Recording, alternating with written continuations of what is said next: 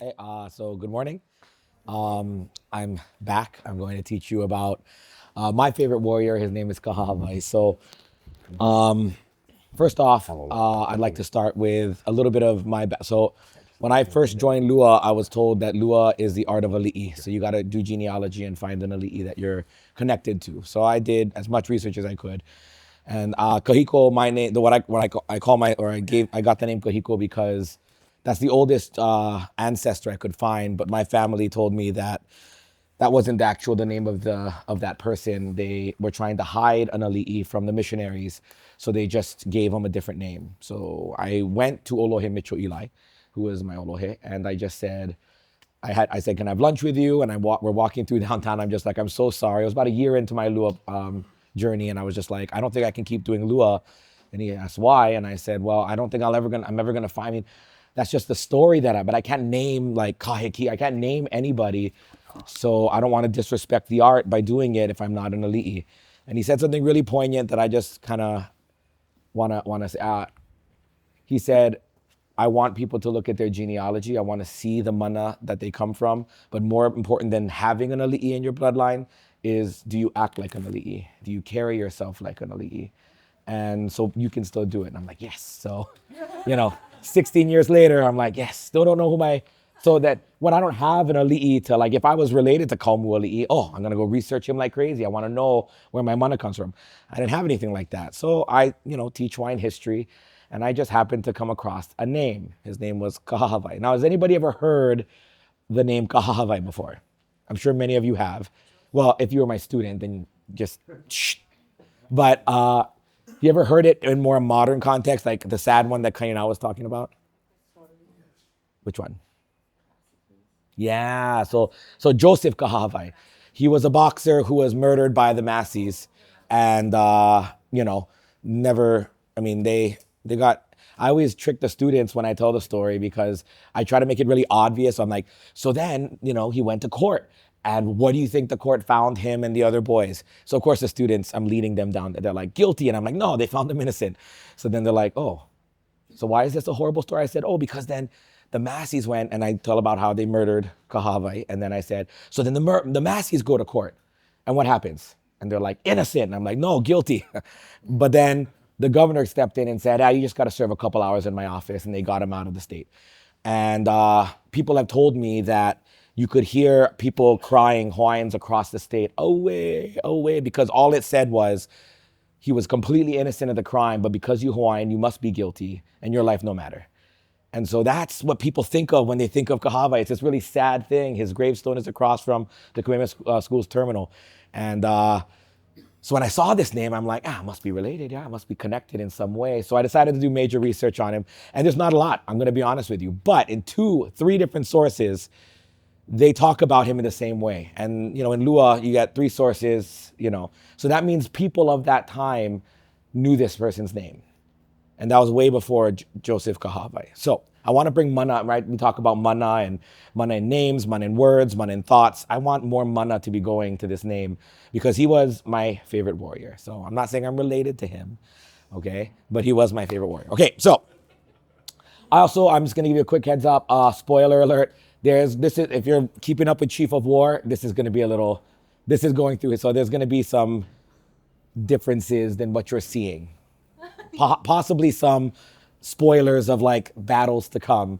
But, I don't want to ruin Chief of War for you, but this is what the history books tell us. Okay, so let us start with his personal background. I always like when I talk about an ali'i to just give kind of their genealogy, their background. So he was the intimate friend of Kahekili, Aikane. I'm not going to go into a huge amount about what Aikane are, but let's just say Aikane literally just means best friend. It does not have any other connotation that people tend to put on it. It literally just means extremely close friend. So they were besties. I have some of my best friends are in this paw, right? Like, there you go. Yeah. So it just means best friends, I promise. Okay? That's all. It's okay. Okay, that's all. Okay, so he comes from a place in Waihe'e, but there is a place called Kahahawai, which is probably where his genealogy links to. But he is from Waihe'e, and he was frequently known as an extraordinarily brave warrior. So that's just kind of the general commonality that I see in the different sources. Only one source talks about his genealogy. He had 2 children, does not say who his wahine was. It doesn't say, I've looked up these 2 names. I don't even know if they're male or female, but these are 2 people in his genealogy. I do that just in case somebody one day I teach this to says, hey, that's my ancestor. I'm like, great, let's talk. I want to learn more about this person. So now we're going to go into the storytelling. Let's find out what's going on in history. So first of all, let's go into the context of the period, okay? So he is alive at a time when there are 4 major kingdoms. Kaeokulani is the king of Kauai. He married into it. A lot of these people are the children of Kekaulike of Maui. And then Kahahana, who you might have seen in the first episode shortly in Chief of War. He is the king of Oahu at the time. And Kahikili is the king of Maui Kingdom, which is all of this at the time. And Kalaniʻopuʻu is still the king of Big Island. He took it over from Alapaʻi line, Alapaʻi's son, Keaweopala. So that's the kingdom is currently, there's not a united kingdom. Before Kamehameha united everything, we have 4 separate kingdoms. Okay, any questions so far? Okay. So what happens is Kalaniʻopuʻu passes. Yep, I didn't see episode 4 yet. I don't know if it happens, but it's going to happen. So Kalaniʻopuʻu passes, and he leaves his son, Kivalo'o, the kingdom. What that means is governance of the kingdom, the land, the people, but he leaves the war god to Kamehameha. And that's happened once in the past that we know of, or that I've seen written, which is Umia Liloa, right? Liloa left Umi, the war god, and Hakau, the government. And then they fought, and the war god won. So, foreshadowing. So we have Kivalo and Kamehameha, both left separate things, but they're not happy about it. Now, Kalaniʻopuʻu did put a kapu. Like, he kind of learned from history and said, I don't want these guys fighting. So he did put a kapu, and he said, neither shall take what the other's been given. So they were not supposed to fight, but they're gonna. They weren't supposed to, though. And that battle, how much time do I have? Just so I know how much. Huh? 25. I can go into a lot of detail, or I can kind of be brief, but the battle of Mokuʻahai takes place right here. I try to do as much research as I can to pinpoint on the island to the best of my ability, but this is going to lead to what is known as the Battle of Mokuʻahai. And so ultimately there is some, tension growing between, for different reasons, a failed Ava ceremony in which Kekuhaupio, who is the Aikane of Kamehameha, is super offended and they get mad at each other. There's all kinds of stuff leading up to this. They have a strained relationship. But it eventually comes to a head when Keoa Kuahu'ula, who is the chief of Ka'u and Puna, and the second highest ranking under Kalaniʻopuʻu, if Kivalo'o passed before Kalaniʻopuʻu, this would have been the king. So he was the second highest rank. He is mad at another chief and attacks a war party he thinks is a part of Keawe's men, and realizes, oops, that was Kamehameha's men. So he brings them to Kivalo'o and says, hey, I made a mistake. I killed Kamehameha's men, who, Kamehameha's the keeper of the war god. And Kivalo'o makes the brilliant decision to, well, you know what? This is going to cause a war, so let's sacrifice them to Ku. Let's get the money we need to defeat Kamehameha, which is, according to Kamakau, considered a sacrilegious, like, you just took the war god's men and sacrificed it to the war god. That was more of an insult than something that's going to get you mana. So these are all the spiritual mana reasons why it's believed Kivalo'o is about to lose this battle. Logistically, he has, from my research, the advantage. He has more chiefs on his side. He has the numbers, but as you've learned things that will show you how this battle goes the way it does. So, that's the end of that battle. So what ends up happening is the battle takes place. Kamehameha doesn't even enter the battle right away. He goes off to do some religious ceremonies with his kahuna, and he lets the 4 Kona uncles take the lead of Battle of Mokuʻahai. And they begin the fight, and eventually Ke'eaumoku, one of his most, I would argue, his most valuable advisor, he goes down, he gets stabbed, and he's bleeding out. So he's bleeding out on the ground, and Kivalo'o sees it, and he yells, do not let blood get on the ivory whale tooth, or the, palawa. So, which is why, again, I'm not trying to make a commentary on Chief of War, but when all that blood got on top of Kahikili's thing, I was like, ooh, I don't know if they would have let that happen, but that's okay. And so he's running over to get it. And Ke'eaumoku is his uncle, right? So he's pissed. He's offended. He's like, I'm dying, and all he cares about is this. But what is he going to do? bleeding out on the ground. He can't do anything about it. So Kivalo'o makes his way over there, and a stray ma'a stone hits him in the head and knocks him unconscious, like knocks him out, right? So then Ke'aumoku drags his body. I love, if you read, I hope you want to read Kamaka. I mean, I know it's not written in a more flashy way for younger people today, but the details are just amazing. He drags his body over. And so what happened was when Kivalo got to him, he yelled, "I have caught the yellowback crab," right? He was trying to like posture up, and that's when the ma'a stone hit him. So Ke'aumoku doesn't do that. He drags himself and he just slits Kivalo's throat. So what happens? The king died. The leader of that side died, battle's over, right? Then Kamehameha arrives. So Kamehameha arrives after the battle's technically over, but does he know it yet? No. As much as I teach you about mana and everything like that, it's not like I'm fighting and I'm like, oh, my chief just died. Like, it's not ESP, right? They're going to be wailing. They're going to be, doing things so that the outskirts of the battle know.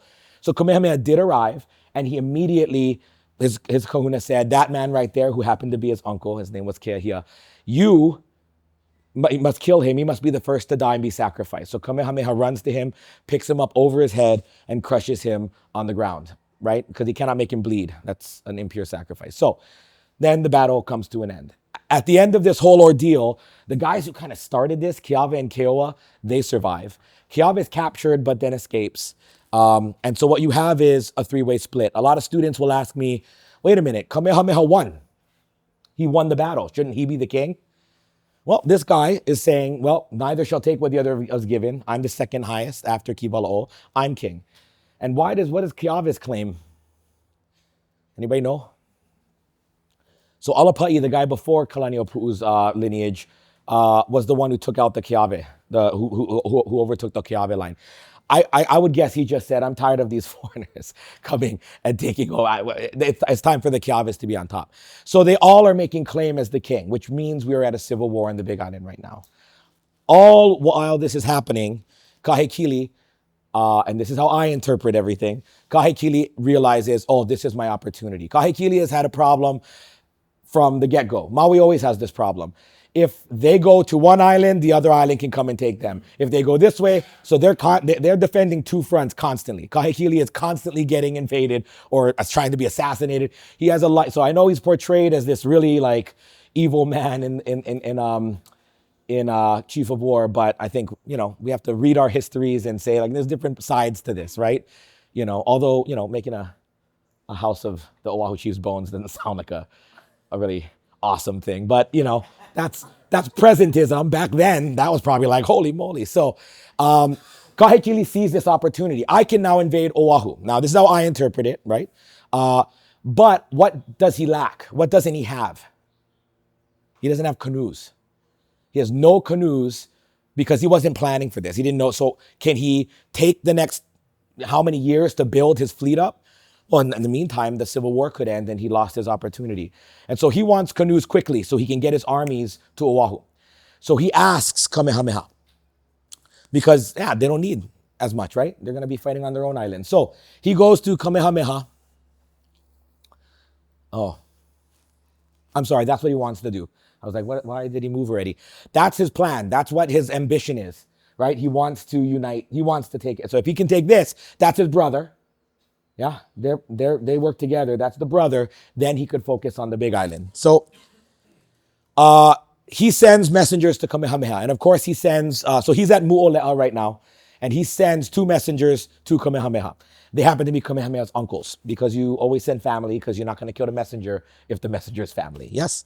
So sends two messengers to Kamehameha. That's their names. If I put names up here, not because I memorized them all or you need to, but what if that's somebody in your genealogy? Now you know who that was. So they basically say Kahekili wants canoes. Kamehameha says, canoes cannot be provided to the king at this time. If Ka'u and Hilo were under my control, I would give him all the canoes he wants. In other words, you help me take Big Island, I can give you canoes.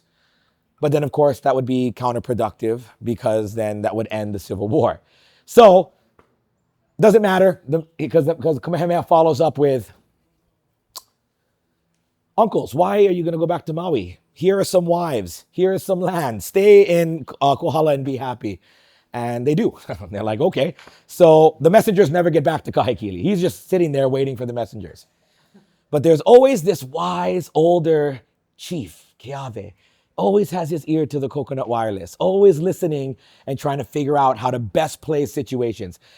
Honestly, in my readings, he seems very like he overthinks things. He's trying to figure things out and try to play both sides against each other. And so when he finds out about this request, he sends canoes and weapons and featherware, all kinds of stuff over to Kahekili.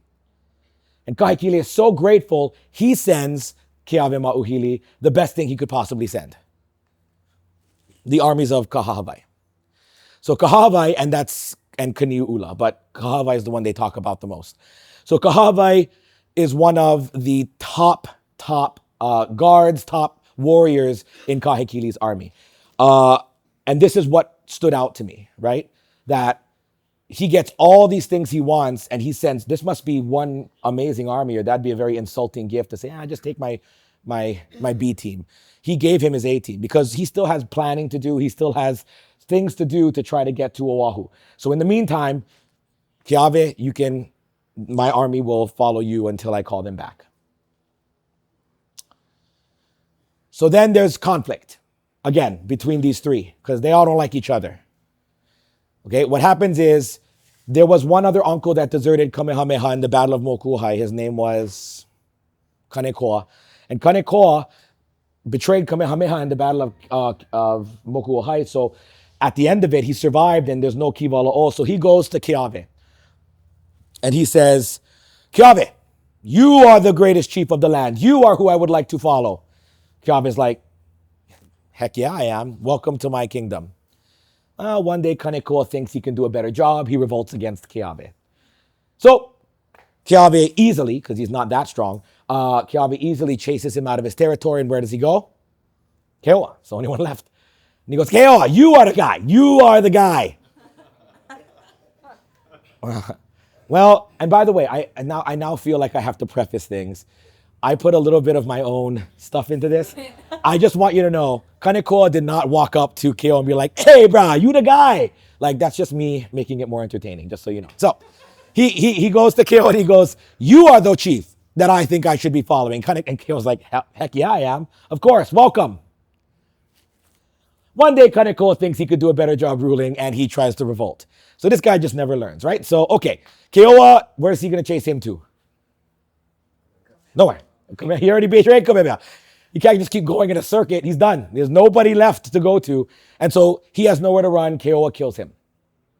His younger brother, Kahai, runs to Kamehameha and says, oh, great chief, Keoa has killed your uncle. And Kamehameha begins to weep. Students have a hard time understanding that. They're like, wait a minute, he betrayed him. What? And all I ever tell them, just to make it easy and fast, I said, I have a lot of uncles. There are people in my family who have wronged me, right? Who I don't even have a relationship at this point because of how they are. If they died, I'd be sad. You know, like he's sad. Another possibility, he's using this as pretense to do what he's about to do next, which is declare war on Keoa. I'm going to go fight Keoa now. So what happens is we have the Battle of Kaua'ava. Nobody ever talks about this battle. I've been teaching for how many years? None of the other teachers teach this. I think it's like such an important battle.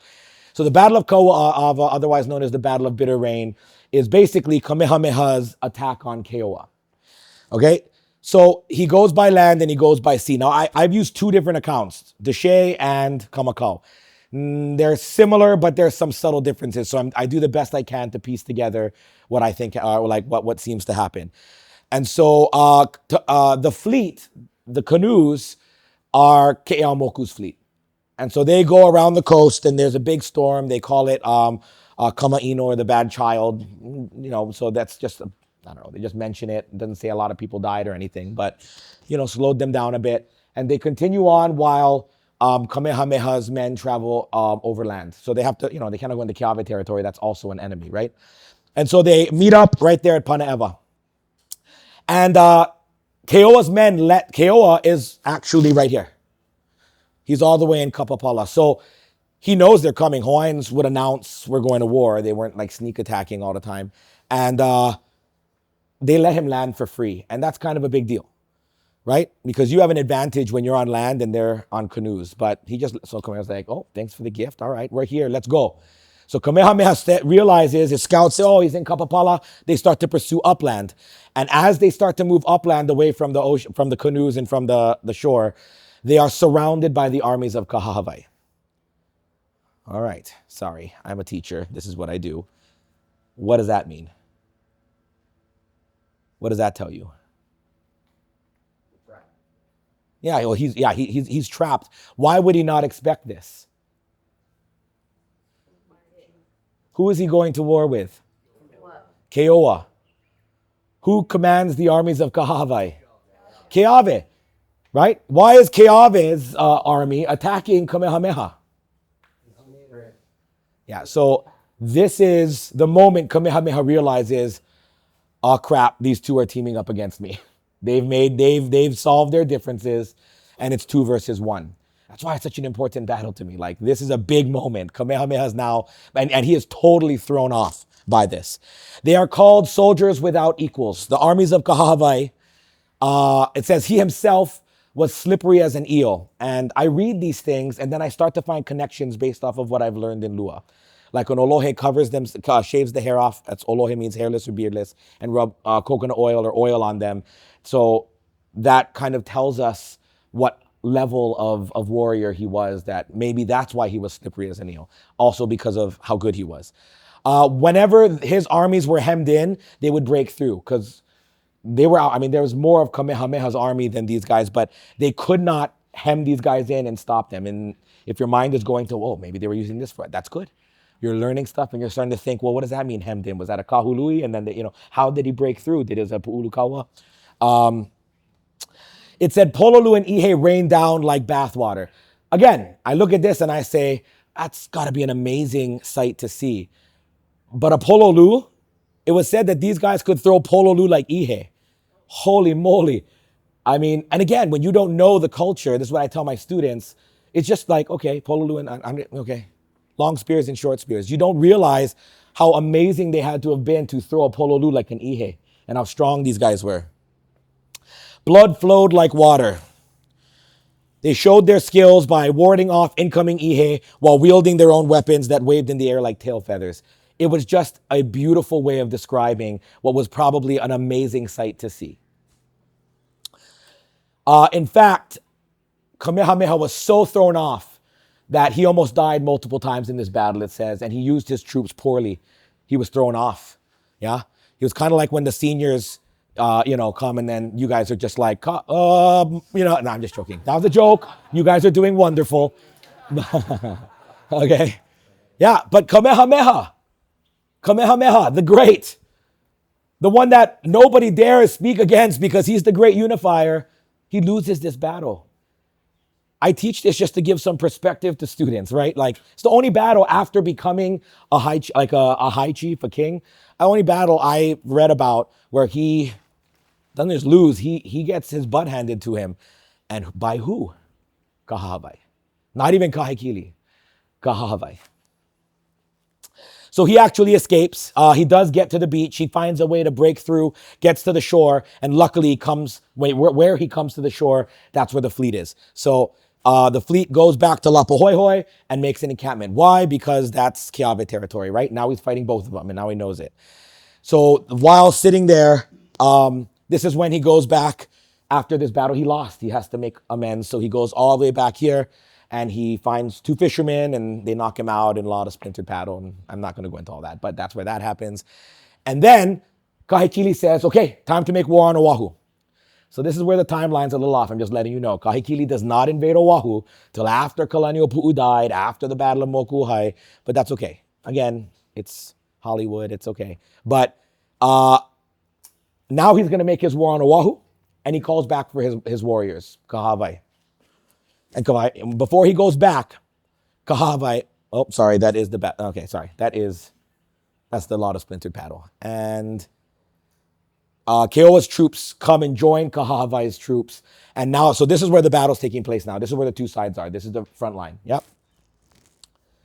So then Kahahawai gets called back, and instead of just going back to Maui, he goes along the coast and he stops outside of Lapahoihoi. which is where Kamehameha and his army is, right? Now he is completely on. If Kamehameha went out with his canoes, there's no, I mean, as great of a warrior as he was, he has no chance. So Kamehameha, he yells out to Kamehameha on the shore and he says, face up or face down. Yeah. Iluna kealo, ilalo kealo. It was a very common phrase that Arali'i used when in diplomacy to say, do I live or do I die? And most times it is a way of acknowledging somebody else's rank and respecting them. You have the power to determine whether I live or die. But as the source says, he didn't say, Kamehameha says, of course, you're the great warrior of Kahikili. You live, face up. And he goes, do you want to come and sit and drink ava and talk? And Kahahawai says, I didn't want anybody thinking that I left because I was scared of you. I'm not scared of you. I'm being called by my chief. And he left. I mean, how can you not like this guy? I mean, who treats Kamehameha this way and lives to tell about it? It's pretty amazing. So he goes off back to Maui. And that's where his story ended for a very long time for me. I never found anything else. Okay, until my friend over there, Kaninao, sent, what? Mayakane, Kaninao, yeah. Shout out to Kaninao. This is what I kind of do for each other. They help each other with research. He sent me, a source that talks about what happened on Oahu. Because I just figured he went to Oahu and fought, and he was amazing. And I don't know how he died. I don't know anything about it. Well, the new source that he found, it's from Sites of Oahu, talks about how Kahahawai made war on Oahu with Kahikili, and they fight across the island. So they leave Maui. Oof, I got to update my graphics. This at one point was really impressive, I swear, but technology's gotten better and I have not adapted with it. And then, of course, this is what you saw somewhat, which is this is where the Oahu chief was. This is where the Oahu armies were, and Maui invades.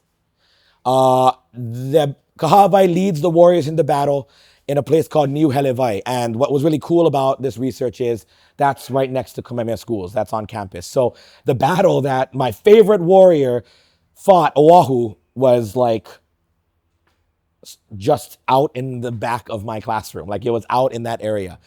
And the people of Oahu were defeated and slaughtered, which that we did see that in the show, right? The waters of the stream turned back and were dammed by the bodies, is what it says. But this is not the Battle of Kipaniwai, just to clarify. Okay? So what happens is the Oahu armies, that were the remaining chiefs that survived, they retreat to Ka'ala, Mount Ka'ala. And they start to build their forces again to try to resist Kahekili. Again, I never saw the whole series, so you might see some of this stuff. But Kahahawai had a plan. In fact, what it said is Kahekili told Kahahawai, you take 40 men and fix this. Finish it for me. God, I wish he was in this show. Like, I really do. So he takes 40 men and he comes up with a plan. He goes to a hill below the mountain and he lights some torches. So when he lights these torches, then they go off to a hiding spot. And the Oahu army and warline, they see these torches and they are watching them. And all of a sudden the torches start to go out. So what do they think? Ah, they fell asleep. This is our chance. Let's get this war party. And they go in. Yeah, they weren't asleep. They weren't even there. Yep. Instead, his men attacked the people in the hills of Mount Ka'ala. So he drew the army away and then he attacked. And once he did, so this is the war party this is the party that went in, and then he flanked them and went and destroyed the people and the chiefs and the ones who remained back. Right? Then he could go back to that area that he put the torches and captured the rest of the Oahu army. And this ended the war for Kahekili on Oahu. So we all say Kahekili, conquered Oahu. That's true, because the high chief gets the credit for what the warriors under him accomplished. Yes? Sorry, this is the Maui army going in and doing that. So Oahu is conquered. As a result, Oahu was conquered by Kahekili, and due to Kahahawai's bravery and ingenuity, even though he is never really talked about, which is why I'm doing this presentation now. And this is just my sources because I think it's super important to, not just make stuff up, that you have sources behind what you say. So you're welcome to come and see me if you want, because you might have heard different stories. So that's the story of Kahawai. He is my favorite warrior. Just he sounded like the Spartan of Hawaiian society, and it wasn't just him; it was his regiment. He trained. I mean, these guys didn't just train off, after work, right? That was their life, was training. So they became pretty amazing. Uh, I hope that this also encourages you to do this kind of thing when looking into your own genealogy, or find that warrior that really speaks to you, and that because all of a sudden things reveal themselves to you. Oh my God, he fought right out here where I work every day. That's amazing. So, I mean, it would be the coolest thing in the world if I found that I was related to him. I don't know if I will, but I don't know. I'm about to get my doctorate, so maybe in my dissertation I could say like, I'm not about to. I'm like 2 years away. But in my acknowledgments, I can just say like, I'd like to acknowledge my ancestor Kahawai, and then it's written. Nobody can question me. And so, no, I'm not going to do that. But if you have any questions, you're welcome to ask me. That's literally every single fact I have ever pulled up on the man, because there's not a lot written about him, but multiple sources talk about him.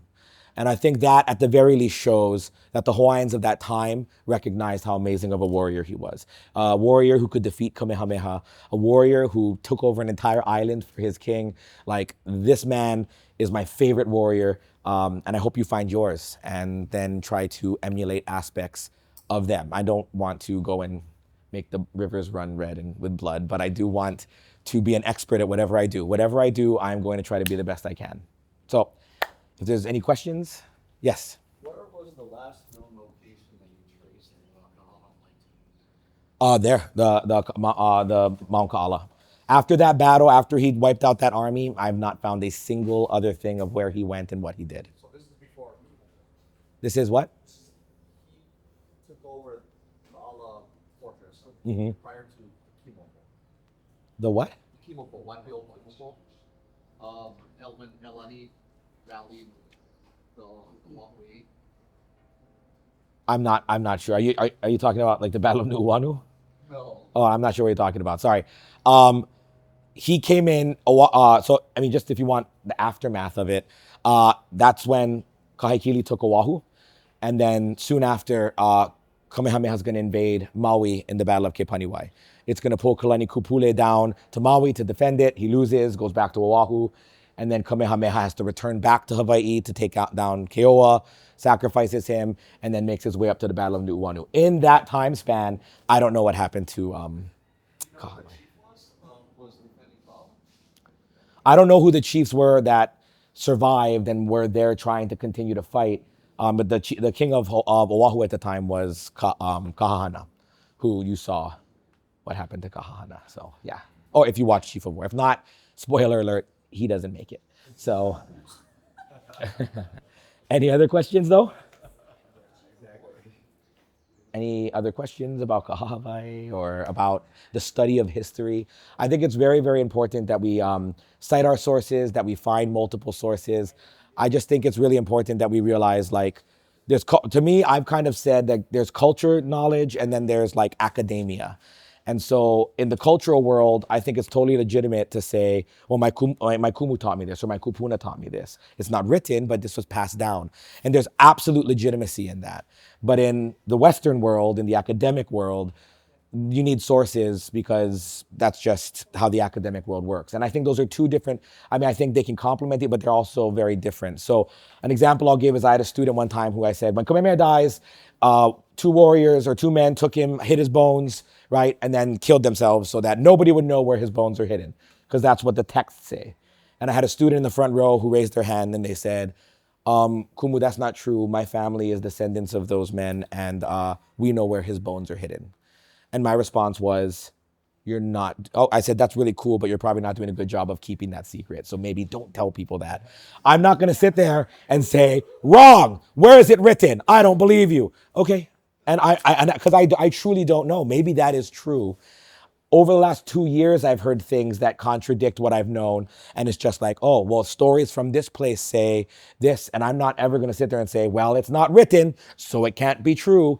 Well, it's written because those were the stories shared with the researchers like Charles Canning, Pukui at that time. Doesn't mean that's what happened. That means that's the story that survived or that had the power to be carried on. So find your sources and then evaluate. Oh yeah, this seems true, or no, I don't know. So Okay?